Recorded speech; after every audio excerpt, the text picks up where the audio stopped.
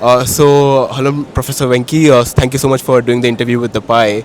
I know you have been busy, since the past few days at APAIE 2025, and it's the first time you're doing it in Delhi as well. But I would really like to know, what would you say has been different in this edition compared to previous editions of APAIE 2025? Okay. The first thing is this is the 21st year of APAI conference and exhibition, and this is the first time we are in India. So that is something very special. The second thing is since we are in India, we have representation from 54 universities from India. Okay, and that's the highest number of universities who participated in an APAI conference from a single country. Okay. The third thing is this year we also have introduced the Access program. So APAI has funded delegates from underrepresented countries, and this time we have representation from Nepal, Bhutan, Laos, and Cambodia. So those are the few unique things about this conference this year. And I think it's also important that this year the theme is cultivating global citizens for the future. I know you have probably asked this question a lot, but what does a global citizen mean to you in the context of education?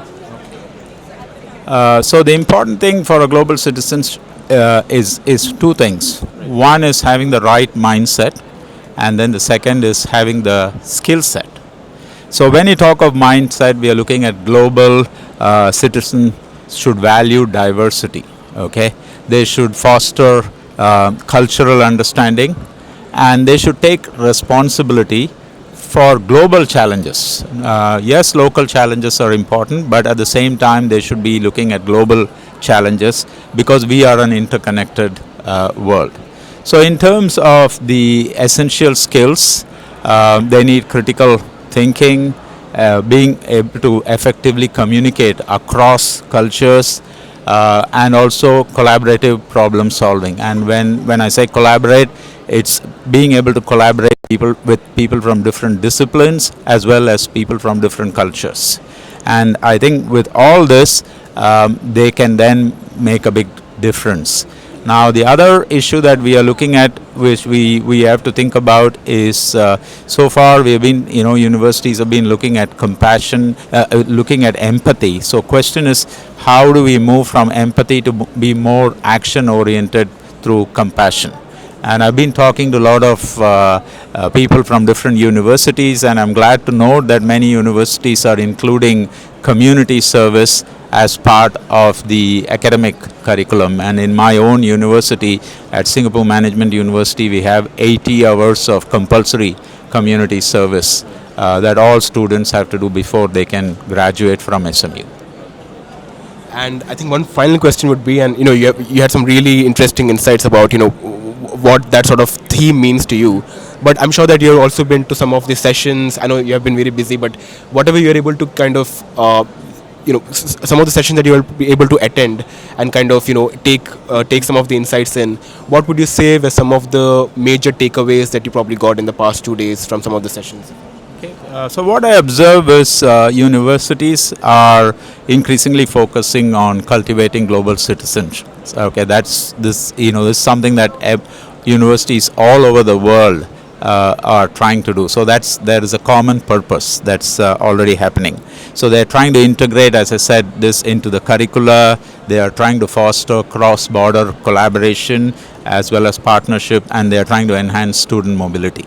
The second thing is, we are living in the age of AI and digital learning. So also universities are embracing this, but at the same time they are also looking at the ethical aspects of technology and how do you kind of ensure that your students have the right kind of skill sets as well as a mindset, so that to have that ethical responsibility when they build and use these technologies.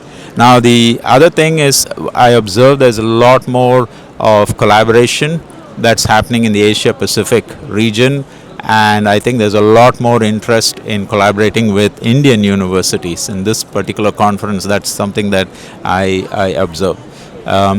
for me, one of the, I conducted this discussion panel session where I had students from Russia, from Canada, from Spain, and it was and Netherlands, and also an Indian student who had gone abroad. So the others, and it was very interesting to hear their insights in terms of what are the opportunities and challenges, and we were questioning them on like what is it that they will go back and tell their colleagues and friends to kind of get them to come to India, because there's always, human beings have bias, and I think this again was highlighted by Prof. Mohan Kumar in the discussion. So, if you ask students whether you want to go to Singapore or Barcelona, they may choose Barcelona. If you say Singapore or India, they'll choose India.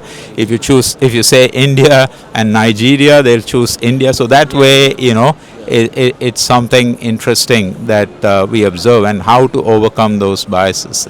And I think it's what we came to conclusion is, the receiving universities also have to ensure that they provide the sufficient support for the students when they come here, and the sending universities also have to encourage their students and also highlight to them what are the advantages of, say, for example, coming to India for studying. So those are some of the key highlights that I have observed, and then I've spoken to a lot of people. Overall, I think everybody is very satisfied with this conference and coming to India, and for many of them, this is the first time they have come to India. So this has been something, an eye-opener. Very good, very good. Thank you very much. Thank you so much for your time, Professor. Yeah, thank you.